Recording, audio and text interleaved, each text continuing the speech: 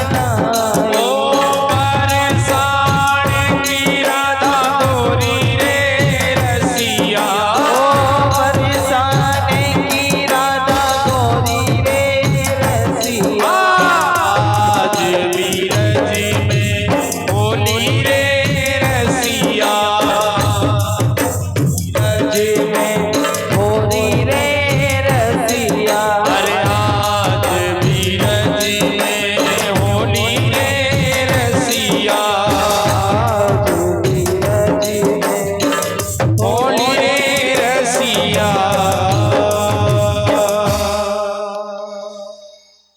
बोलो वृंदावन बिहारी लाल की। आज बिरज में होली रे रसिया। वृंदावन की पावन धरती पर भगवान सांवरे सरकार ने होली का आनंद लिया, होली मनाई। आप में से कोई बता सकते हैं होली किसका प्रतीक है? जैसे दीपावली है तो दीपावली मेल मिलाप का प्रतीक है, ऐसे ही होली होली प्रेम का प्रतीक है। होली के दिन भगवान सांवरे सरकार ने छोटे बड़े अमीर गरीब सभी को एक साथ किया और ऐसी सुंदर होली वृंदावन की धरती पर मनाई। ऐसी प्यारी होली, एक दूसरे ने सभी के मुंह पर रंग लगाया। आपकी इच्छा हो तो आप में से कोई बेटी आ जाए और एक दुने में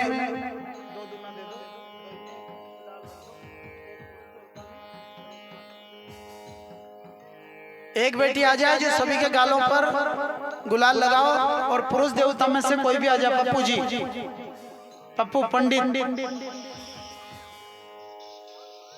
आप सभी के गालों पर गुलाल लगाओ और होली का आनंद लो। ऐसी होली भगवान सांवरे सरकार ने वृंदावन की पावन धरती पर मनाई। आज षष्ठम दिवस में होली मनाते हुए हम कथा सागर में प्रवेश कर रहे हैं। कथा का षष्ठम दिवस, ऐसी सुंदर ऐसी प्यारी होली। होली भाईचारे का और प्रेम का त्योहार है, लेकिन यहाँ की शिमला की बात तो नहीं कर सकते हैं, क्योंकि शिमला में तो खैर होली खेलते ही हैं, भाईचारा मनाते हैं। लेकिन और गांव में तो होली के दिन होली दूसरी मनावे, शिमला में तो नहीं मनावे। शिमला का तो अच्छा लोग है, और गांव में तो पीके होली मनावे। सिर्फ शिमला में जरूर पीके होली नहीं मनावे। अब बताओ, होली के दिन अगर नशा कर लिया जाए तो वो होली होली रहेगी?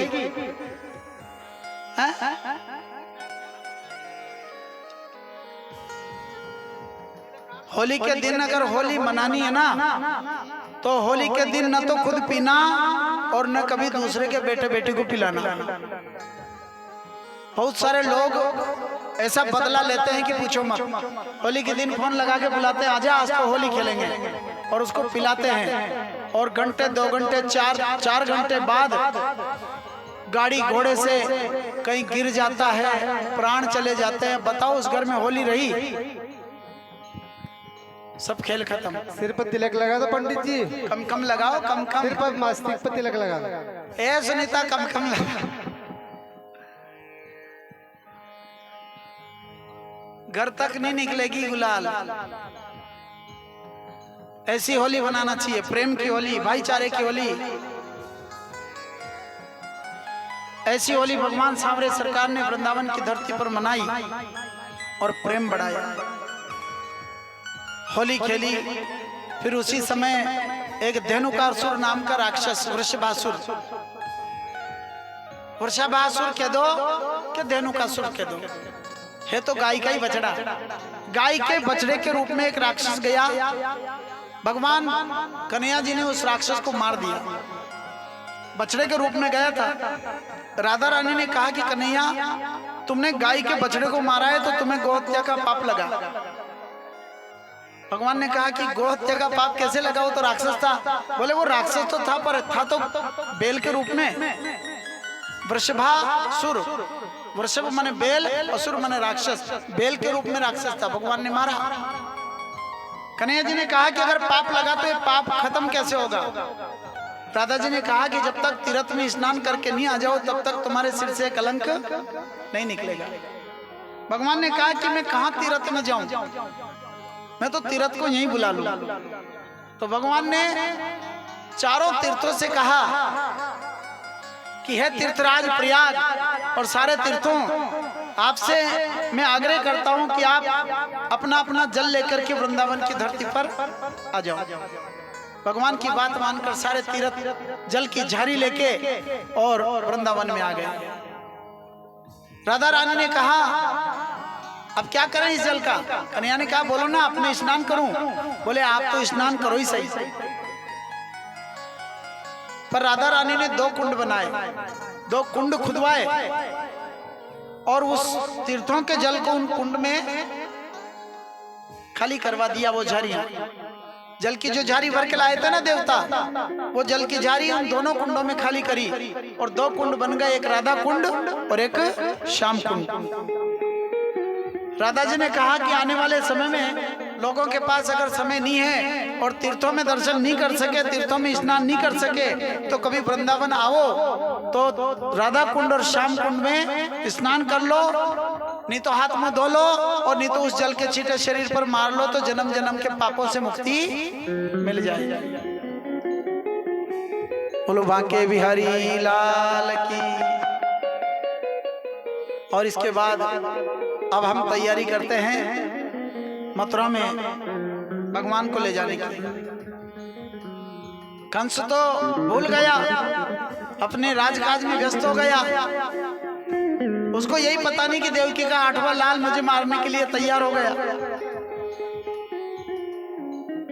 नारद जी ने सोचा कि ये तो भूल गया, इसे याद दिलाने जाना पड़ेगा। हाथ में वीणा लेकर पहुंच गए नारद। नारायण नारायण। कंस के पास जाकर कहा कि कंस सोते हो या जागते हो? कंस ने कहा महाराज ना तो सोता हूं ना जागता हूं, बीच में हूं, कहो क्या किया है? बोले वो तुम्हें मारने वाला देवकी का 8वां लाल क्या किया तुमने उसका? बोले कहाँ किया, अभी तो कुछ किया ही नहीं। तो फिर कब करोगे जब वो तुम्हें मार देगा? कंस ने कहा कि आप बताओ ना मैं क्या करूं। बोले तुम्हारे महल में शिव जी का धनुष रखा है, उस शिव जी को धनुष को बीच में लेकर के एक मेला लगाओ, बहाना शिव जी के धनुष का मेला लगाओ और उस मेले में कृष्ण बलराम को बुलाओ।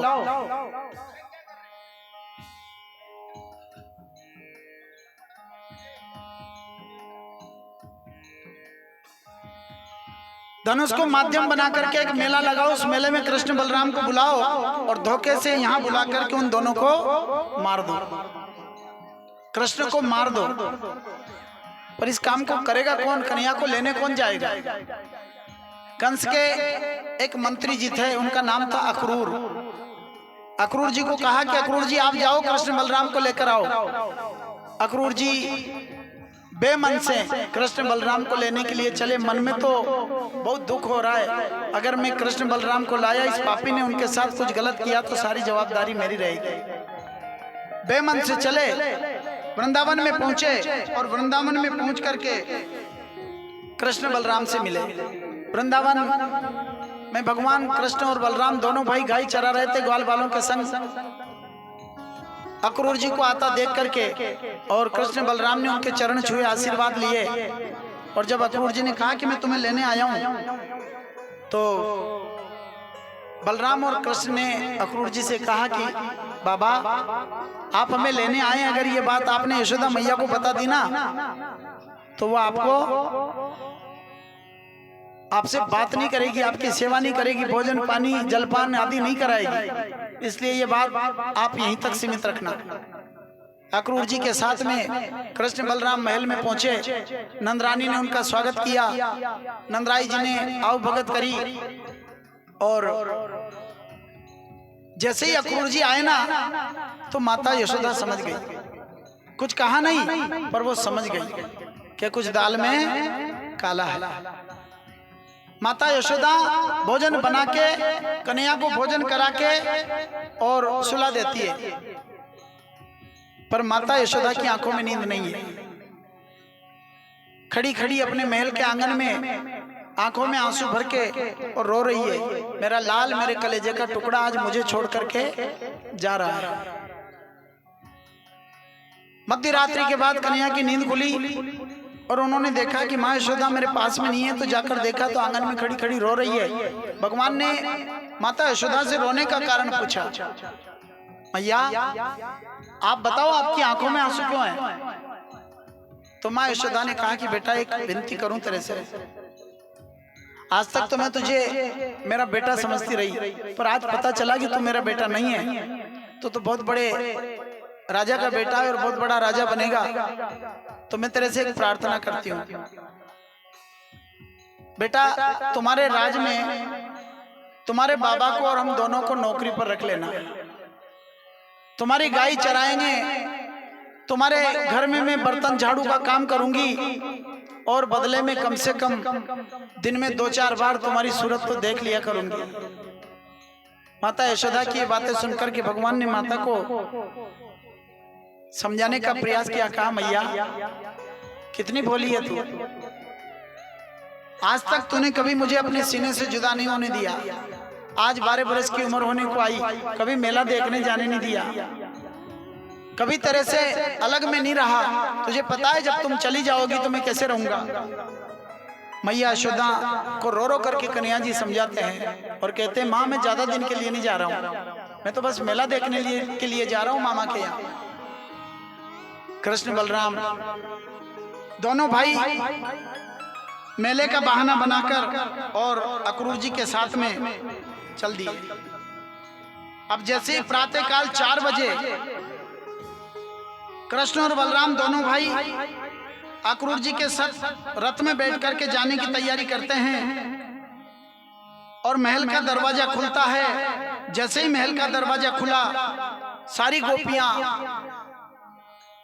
रो रो करके रथ के पहियों के आगे पीछे, कोई धरों पर, कोई घोड़ों के पांव के नीचे, सभी खड़ी हो गई। आंखों में आंसू है, रो रो करके, और कह रही है कि चाहे कुछ भी हो जाए, प्राण चले जाएंगे पर हम कन्हैया को जाने नहीं देंगे। सारी गोपियां भगवान को रोकने के लिए तत्पर खड़ी है। कृष्ण बलराम दोनों भाइयों ने जब दरवाजा खोला और रथ में बैठने के लिए तैयार हुए ना, तो गोपियों ने उनको रोक लिया और रो रो करके गोपियां क्या कहती है कन्हैया से, कैसे कटेगी ये दुख भरी रातें, समझ लेना जिंदा हम ना रहेंगी, अगर तुम चले गए हमें छोड़ कर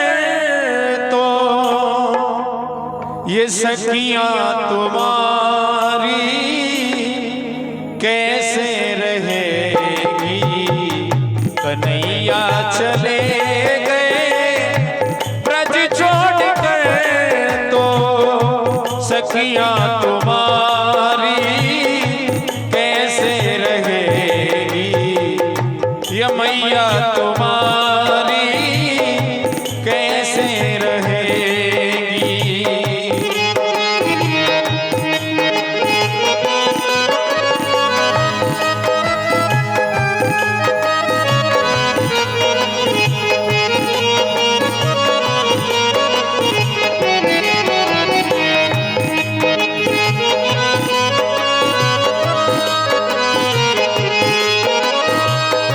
मानो न मानो ये मर्जी तुम्हारी,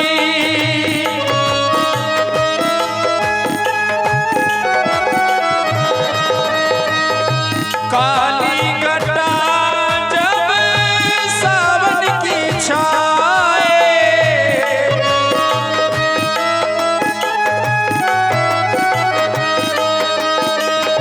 तुम बिन मुरली कौन सुनाए,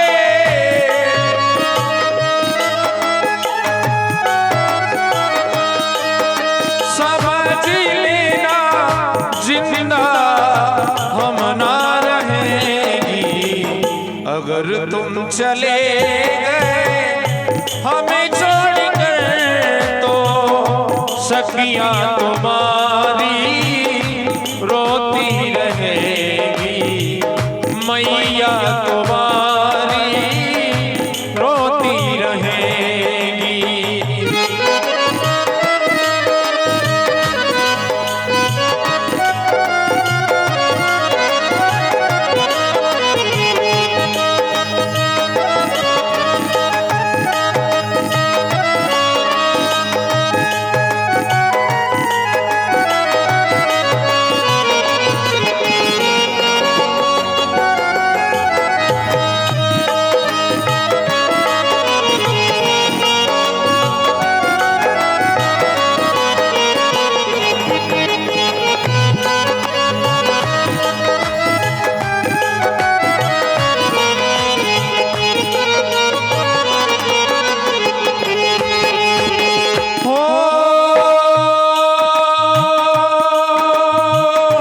कैसे कटेंगी ये दुख भरी रातें,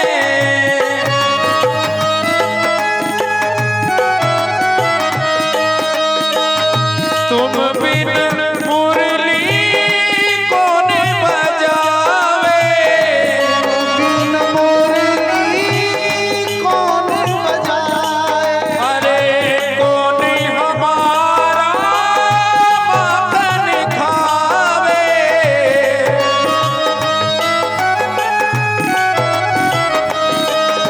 ये तुम बिन गोकुल सुना रहेगा, अगर तुम चले गए हमें छोड़कर, तो सखियां तुम्हारी रोती रहेगी, मैया तुम्हारी रोती रहेगी, गैया तुम्हारी रोती रहेगी।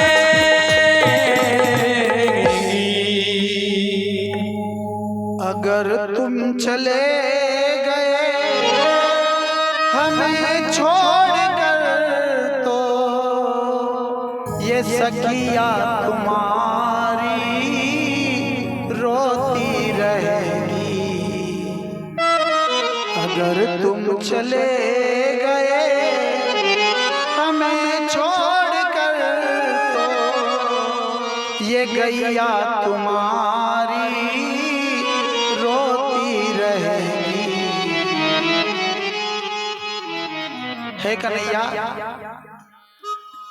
सोच लो अगर तुम हमें छोड़कर चले गए ना, तुम्हारा जीवन भी क्या जीवन रह जाएगा, कैसे जिएंगे हम तुम्हारे बिना। और अगर तुम्हें जाना ही था तो इतना प्रेम क्यों बढ़ाया।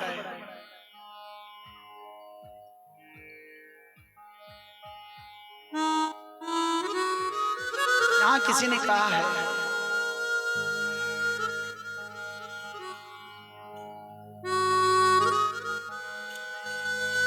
राजस्थानी फिल्में कभी कभी लोग कहते हैं कि फिल्में नहीं देखना चाहिए, लेकिन हम कहते हैं कि अगर फिल्मों में देखो ना तो कोई अच्छा ही ग्रहण करनी चाहिए। फिल्में जरूरी नहीं है कि फिल्में गलत है, आप गलत हो, आपका देखने का नजरिया गलत है। कुछ चीजें ऐसी होती है जो फिल्मों से हमें मिलती है, जैसे एक पारिवारिक फिल्म है, परिवार में कैसे रहना चाहिए, बहुत सी चीजें मिलती है। और एक फिल्मी गाने के बोल भी हैं। अब वो बोल क्या कहते हैं? कृष्ण और गोपियों के बीच का जो भाव है,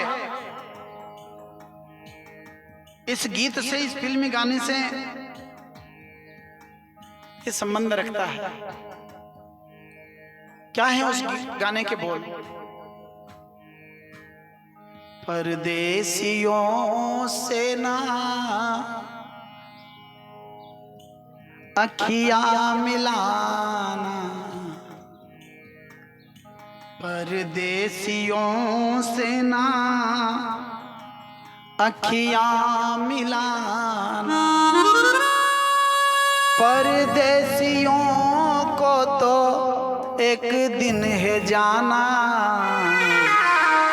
परदेसियों से ना अखियां मिलाना, परदेसियों का नहीं है ठिकाना। गोपियों ने तो शायद ऐसे ही भाव बना करके भगवान से कहा होगा, हमें अगर पता होता कि तुम ऐसा करोगे, हमारे साथ छोड़कर जाओगे, तो शायद इतना प्रेम हम तुमसे नहीं करते। सोच लो, अगर आप नहीं तो हम नहीं। पर कहते हैं कि मिलना और बिछड़ना, दुख और सुख, धूप और छांव, जीवन और मरण, ये जोड़े हैं। धूप है तो छांव आएगी जरूर। आज जीवन में दुख है तो सुख आएगा जरूर, आना ही पड़ेगा। इतना प्रेम किया तो फिर उसमें बिछड़ना भी स्वाभाविक है। गोपियों को समझाया भगवान ने, और गोपियों को समझा बुझा करके भगवान रथ में बैठे, कृष्ण बलराम ग्वाल बाल अक्रूर जी रथ चला। गोपियां भगवान को देखती रही जब तक आंखों से दिखना बंद नहीं हो जाए। एक टक आंखों की पलक नहीं झपकी, रोती रही। और जिस समय भगवान कृष्ण ने वृंदावन छोड़ करके मथुरा गए, उस समय गायों ने घास चरना बंद कर दिया। उस समय बछड़ों ने गैया का दूध पीना बंद कर दिया। बछड़ों ने दूध नहीं पिया, गायों ने घास नहीं चरी, गोपियों ने भोजन पानी नहीं बनाया, सब खड़ी की खड़ी है। ऐसा बिछड़ने का भाव श्री सुखदेव जी महाराज परीक्षित जी को कथा सुनाते सुनाते आंखें भर आई, और गुरु की आंखों में आंसू देख करके परीक्षित जी की भी आंखें भर आई।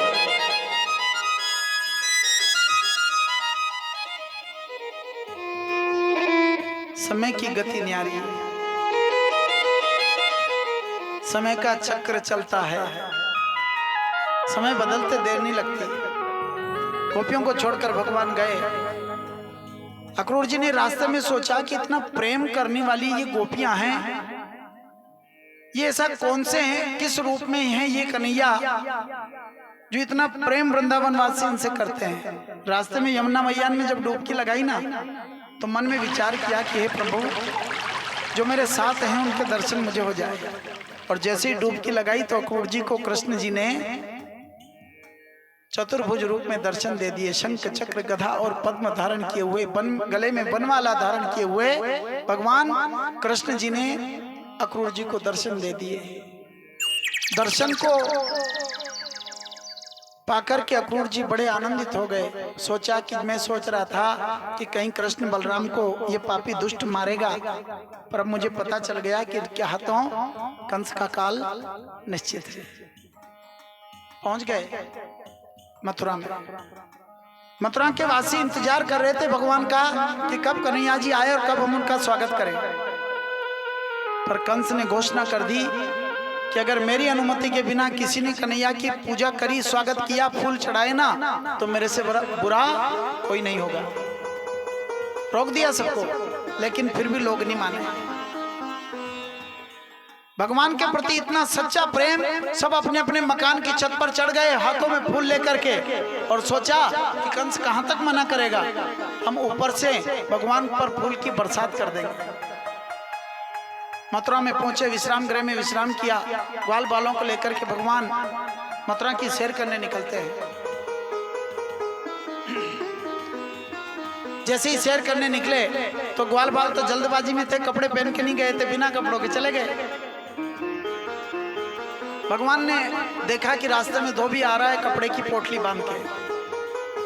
धोबी को रोका, इस पोटली में क्या है? भगवान ने पूछा तो धोबी ने कहा कि इसमें कपड़े हैं।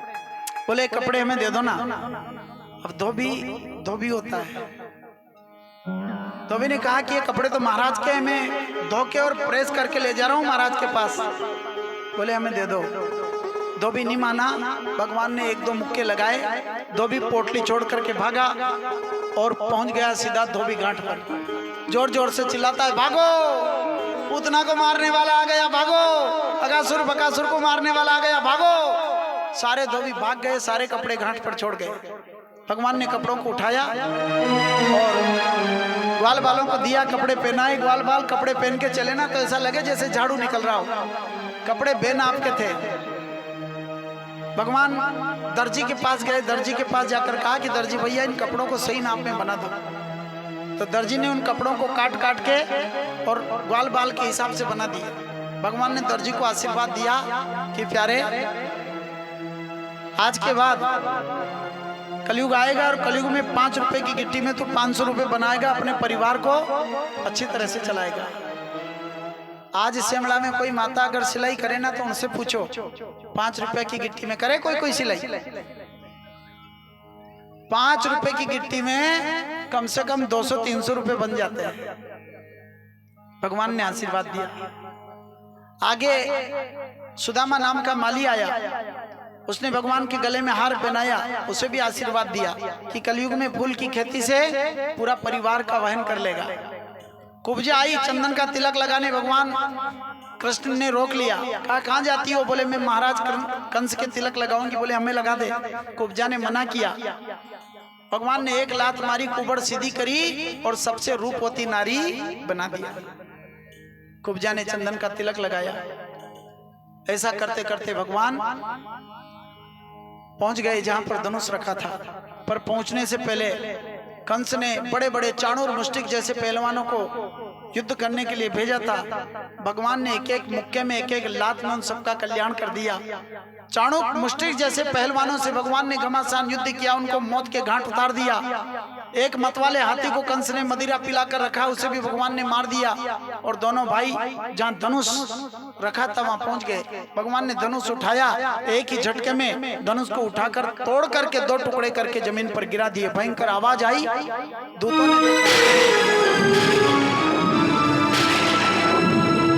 एक एक टुकड़ा दोनों भाइयों ने कंधे पर रखा और धनुष यज्ञशाला की तरफ जाने लगे।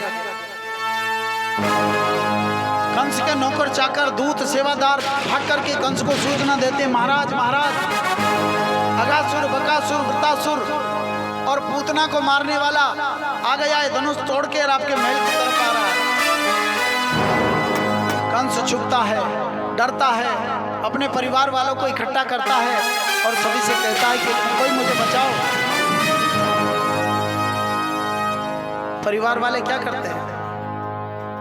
ये कहेंगे कि देखो हमने पहले भी कहा था कि ज्यादा मोह माया के चक्कर में मत पड़ो, भगवान का नाम ले लो। आपने लिया। सबके परिवार वाले ऐसा ही कहते हैं। कंस के परिवार वाले ने ऐसा ही कहा। क्या कहा होगा सुनो। ना राम नाम लीनो ना हरि को नाम लीनो तूने भरी जवानी में तू डूब के मर जा रे चुल्लू भर पानी में तू डूब के मर जा रे चुल्लू भर पानी में।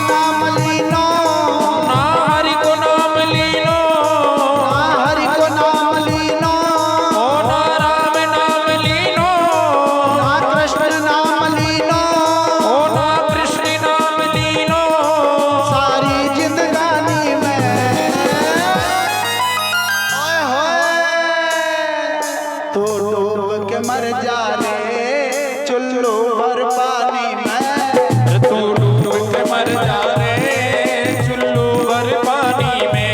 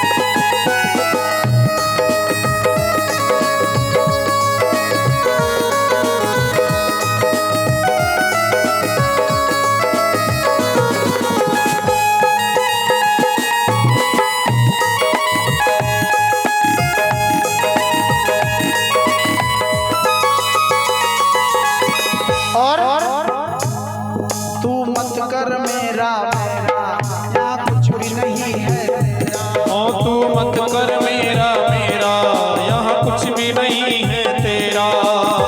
कर मेरा यहाँ कुछ भी नहीं है तेरा। ओ तू मत कर मेरा मेरा यहाँ कुछ भी नहीं है तेरा। दिन होगा प्यारे तेरा मरघट में डेरा। एक दिन होगा प्यारे तेरा मरघट में डेरा। कुछ कमा के ले जा रे ओ कुछ कमा के ले जा रे कुछ कमा नहीं पायो ओ कुछ कमा नहीं पायो। कुछ कमा के ले जा रे कुछ कमा के ले जा रे कुछ कमा नहीं पायो कुछ कमा नहीं पायो। सारी जिंदगानी में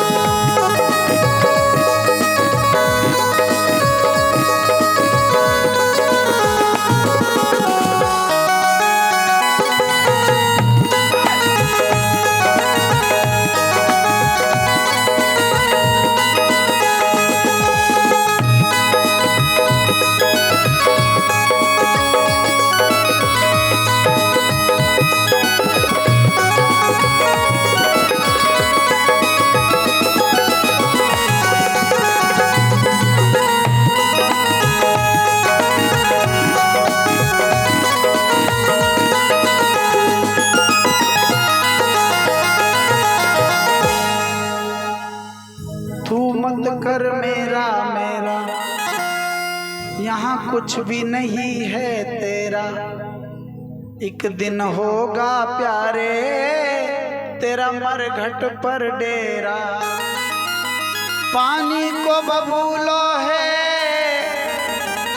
मिल जाएगो पानी में, तू डूब के मर जा रे चुल्लू भर पानी में।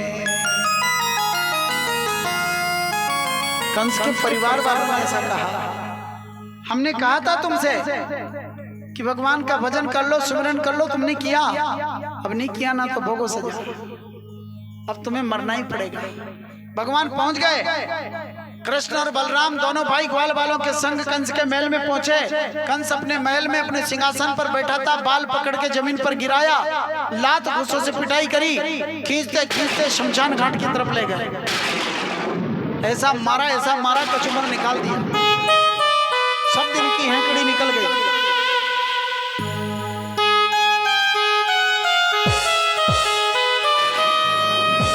घमासान युद्ध चला, मार मार करके हड्डी पसली तोड़ दी। कंस मैं छोड़ दो, क्षमा कर दो, अब कभी ऐसा गुनाह नहीं करूंगा।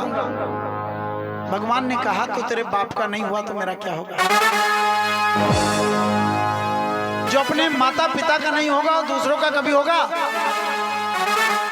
कृष्ण को तो बस एक ही बात कर रही थी कि तुझे तेरे माता पिता ने इतना बड़ा किया और उनको ही तूने जेल में डाल दिया। जो कभी पिता का सगा नहीं होगा वो कभी दूसरे का नहीं हो सकता। ऐसे पापी को तो खत्म करने नहीं भलाई है। घमासान युद्ध चला,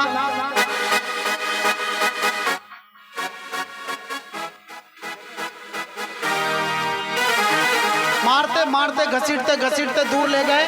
एक बड़ा पत्थर उठाया और बड़ा पत्थर उठा करके और इतना जोर से प्रहार किया,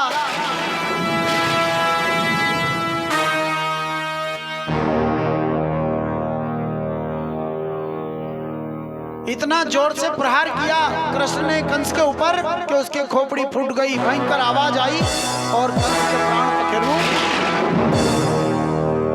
बोलो कृष्ण कन्हैया लाल की। कंस मारा गया। अत्याचार पर धर्म का डंका पहरा गया, अधर्म पर धर्म का झंडा लहरा गया। और कंस के मरने के बाद कंस के पिता उग्रसेन जी को कृष्ण ने जेल से बाहर किया, स्नान करवाया, नए वस्त्र पहनाए, राज सिंहासन पर बिठाया। और कंस की पत्नियां जरासंध की बेटियां थी। जरासंध सेना सजा करके आया, भगवान ने एक एक करके सारी सेना का संहार किया। बहुत बड़ी कथा है। 16 बार युद्ध किया, भगवान ने सारी सेना का सफाया किया।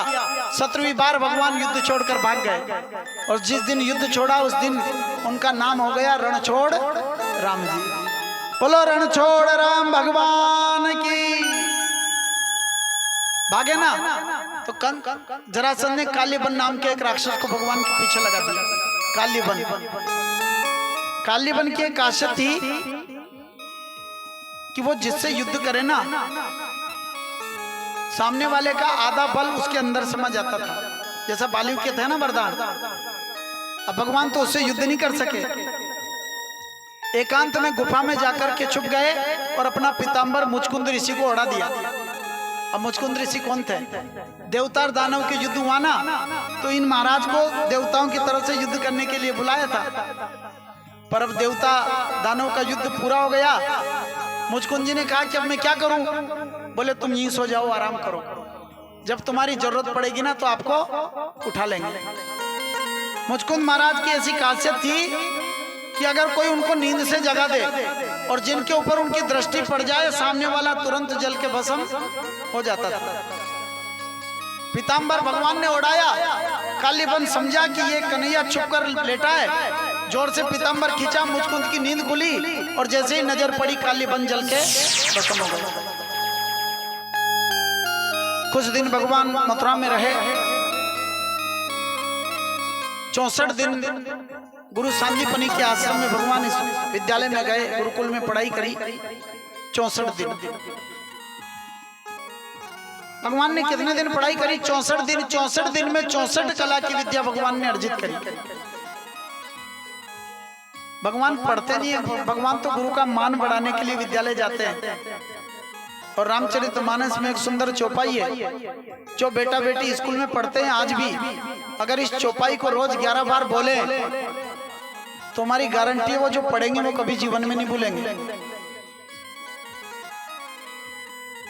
सिर्फ इसको रट लो और रोज डेली 11 बार भगवान के आगे खड़े होकर के इस चौपाई का पाठ करो। कौन सी चौपाई है? गुरु ग्रह पढ़न गए रघुराई,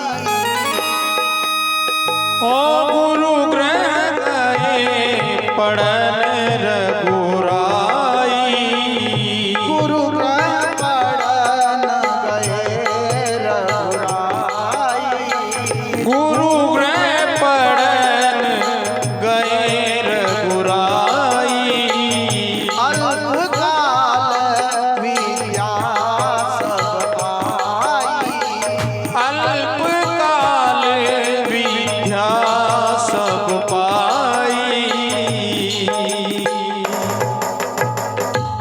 गुरु ग्रह पढ़न गए रघुराई। भगवान ने गुरु का मान रखने के लिए गुरुकुल में दाखिला लिया और 64 दिन में 64 कला की विद्या भगवान ने अर्जित करी। आने लगे तो गुरु माता ने कहा कि बेटा तुम्हारे गुरुजी तो कुछ मांगेंगे नहीं, पर इतने दिन तक गुरुजी ने पढ़ाया तो तुम्हें दक्षिणा तो देनी पड़ेगी। भगवान ने कहा गुरु माता क्या चाहिए दक्षिणा में? बोले अगर तुम देना ही चाहते हो तो मेरा एक पुत्र मर गया है, उस पुत्र को लाकर मुझे दो। गुरु माता जानती थी कि ये साक्षात भगवान है, इसलिए गुरु माता ने पुत्र की मांग करी। भगवान समुद्र में कूदे, शंखचूड़ नामक राक्षस को मारा, शंख छीना और सीधे पहुंच गए यमलोक में।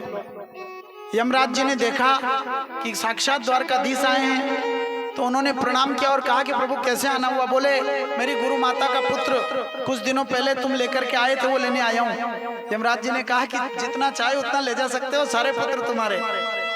लेकिन गुरु सांदीपनी के मरे हुए पुत्र को भगवान ने अपने साथ लिया और जीवित लाकर के गुरु माता को देकर गुरु दक्षिणा चुकाई। बोलो भक्त वत्सल भगवान। अब मथुरा में आ गए। मथुरा में कुछ दिन रहे। उद्धव जी की जो इच्छा थी वो पूरी करी। क्या इच्छा थी उद्धव जी की? भगवान रो रहे थे। एक दिन पूछा ना तुम रो रहे हो, क्या तुम्हें याद नहीं आती है? बोले याद आती है ना। क्या गोपियों को याद आती है? बोले तुम जाके देखा हो। उद्धव जी भगवान के कपड़े पहन के भगवान की तरह सज धज करके गए वृंदावन में। जाकर गोपी से पूछ लिया क्या तुम्हें कन्हैया की याद आती है? तो गोपी ने एक ऐसा सुंदर जवाब दिया, उद्धव जी याद उसकी आती है जो चला गया हो, जो हमारे दिल में बसा है उसकी क्या याद आए? कन्हैया हमसे अलग नहीं है। उद्धव जी ने ये प्रेम भरी वाणी सुनकर के और उस प्रेम सरोवर में डुबकी लगा दी। फिर भगवान जब मथुरा में रहते रहते तंग आ गए राक्षसों से, तो विश्वकर्मा जी से कहा कि हमारे लिए एक सुंदर पुरी का निर्माण करो। एक सुंदर पुरी का निर्माण समुद्र के बीच में भगवान विश्वकर्मा जी ने भगवान द्वारकाधीश के लिए किया। और उस पुरी का नाम क्या था? द्वारकापुरी। सेमड़ा से कोई गया द्वारकापुरी? न रही जाया। बोलो द्वारका नाथ की। अब भगवान द्वारका में निवास करने लगे। और जब द्वारका में निवास कर रहे तो उनके नगर के पास में एक नगर था, जिस नगर का नाम था कुंदनपुर। कुंदनपुर में एक राजा रहता था जिसका नाम था राजा भीष्मक। और राजा भीष्मक की एक बेटी थी। वो बेटी ने जन्म नहीं लिया था। वो कमल के फूल पर राजा भीष्मक को प्राप्त हुई थी, कमल के फूल पर। क्योंकि जो बेटी थी ना, वो बेटी नहीं थी, वो साक्षात लक्ष्मी का अवतार थी, जगदम्बा थी। जब भगवान जन्म नहीं लेते हैं, भगवान गर्भ में नहीं आते हैं, तो फिर लक्ष्मी कभी गर्भ में आएगी क्या? कमल के फूल पर एक बेटी राजा भीष्मक को नजर आई। राजा भीष्मक उस बेटी को उठाकर घर लाए, पाल पोस कर बड़ा किया। अब जब बेटी छोटी थी ना, तो बचपन से भगवान कृष्ण की कहानी द्वारकाधीश की कहानी उस बेटी को सुनाते थे राजा भीष्म, और कहते थे कि मेरी बेटी का विवाह तो द्वारका के राजा के साथ करूंगा। अपने पिता के मुंह से ऐसी बात सुनकर के मन ही मन रुक्मणी कृष्ण से प्रेम करने लगी, और प्रेम इतना गहरा हो गया, धीरे धीरे रुक्मणी जवान हुई, कृष्ण से प्रेम करने लगी। लेकिन रुक्मणी का भाई रुक्मी अपनी बहन रुक्मणी का विवाह अपने मित्र चंदेरी के राजा शिशुपाल के साथ करने के लिए तैयार हो गया। और चंदेरी का राजा शिशुपाल भगवान कृष्ण की बुआ का लड़का था। जब रुक्मणी के कान में ये बात आई तो साफ मना कर दिया कि चाहे प्राण चले जाए पर विवाह तो द्वारकाधीश से ही करूंगा। अब घर वालों ने इस बात का विरोध किया तो रुक्मणी घर वालों को डराने धमकाने लगी। घर वालों ने सोचा कि कहीं ये भाग ना जाए, इसलिए कमरे में बंद कर दिया, ताला लगा दिया, समय समय पर भोजन देवे और वापस ताला बंद। एक दिन रुक्मणी की भाभी आई। रुक्मणी ने कहा, भाभी मैं इस तरह के कमरे में बंद कहाँ तक रहूंगी, मैं मर जाऊंगी, दम घुटता है। तो रुक्मणी की भाभी ने कहा, अगर तुम्हारा दम घुटता है तो लिख दो अपने प्रेमी को एक सुंदर संदेश। और रुक्मणी ने कागज कलम लेकर के और सुंदर संदेश, प्रेम पत्र, लव लेटर भगवान द्वारकाधीश के नाम लिखा। और उस लेटर में लिखा, उस पत्र में लिखा कि हे द्वारकाधीश, अगर निश्चित समय निश्चित दिन तुम हमें लेने नहीं आए और कोई और राजा अगर बारात लेकर आ गया और उसके साथ मेरा विवाह हो गया तो मैं अपने आप को खत्म कर लूंगी। इसलिए तुम्हें मेरा ये पत्र पढ़ते ही पूरी तैयारी के साथ मुझे लेने के लिए आना है। ऐसा सुंदर संदेश रुक्मणी भगवान द्वारकाधीश के नाम लिखती है और बूढ़े ब्राह्मण को बुला करके वो प्रेम पत्र ब्राह्मण देवता के हाथों में देती है और कहती है कि ये संदेश द्वारकाधीश तक पहुंचा दो। और द्वारकाधीश के पास संदेश लेकर जा रहे हैं बूढ़े ब्राह्मण देवता। और क्या गाती है रुक्मणी, अरे रुक्मणी पाती लिखे वो कड़वानी की, रुक्मणी पाती लिखे वो कड़वानी की, रुक्मणी पाती लिखे वो कड़वानी की, रुक्मणी